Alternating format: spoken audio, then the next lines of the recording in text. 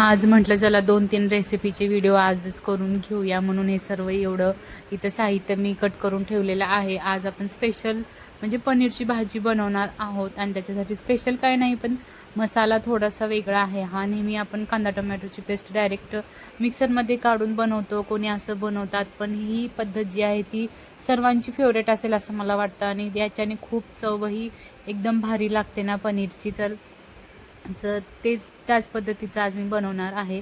इकडे धने जिरे पण मी हे करून घेतलेले होते गरम, आणि हे जे कांद्याला थोडंसं भाजून घ्यायचं, त्यानंतर टोमॅटो भाजून घ्यायचे आणि त्यानंतर अद्रक, लसूण, हिरवी मिरची, त्यातच आपल्याला जिरे पण टाकायचे आहेत आणि ते टाकून व्यवस्थित ते भाजून घ्यायचं आहे सर्व एकत्र करून.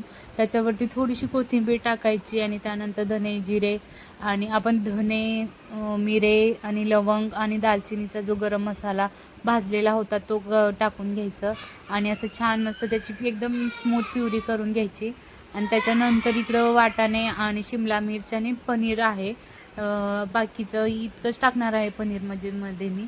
आणि मग त्याला पनीर जे आहे थोडंसं नॉनस्टिकच्या तव्यावरती भाजून घेते, म्हणजे चिटकत नाही लवकर म्हणून.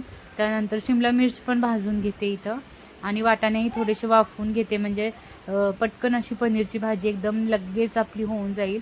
तयार मसाला कढईमध्ये टाकून त्याच्यामध्ये मीठ, लाल तिखट, थोडीशी हळद आणि काळे येसूर जे असतं काळा मसाला ते टाकून घेते आणि या सर्व मसाल्यांना एकजीव करून मस्त छान असं तेल सुटेपर्यंत भाजून घ्यायचं. थोडंसं पाणी टाकलेलं आहे म्हणजे छान अजून ती सर्व मसाला शिजेल आणि मसाला शिजून तेल सुटल्यानंतर हे सर्व भाज्या त्याच्यामध्ये आपण टाकून घेऊ, पनीर आणि शिमला मिर्च आणि वाटाणे, आणि त्यानंतर थोडेसे परत एकदा मिक्स करून घेऊ. इकडं डाळीलाही फोडणी दिलेली होती आणि त्यानंतर आता इकडं पनीरची भाजी आपली तयार झालेली आहे. अजून थोडंसं लिक्विड म्हणजे पाणी टाकून घेते ज्याने अजून छान हे होईल, त्याला टेस्ट येईल. पाहू शकता मस्त अशी इकडं पनीरची भाजी तयार झालेली आहे आणि गरमागरम पोळ्याही म्हणजे चपात्याच लाटून मग असं प्लेट तयार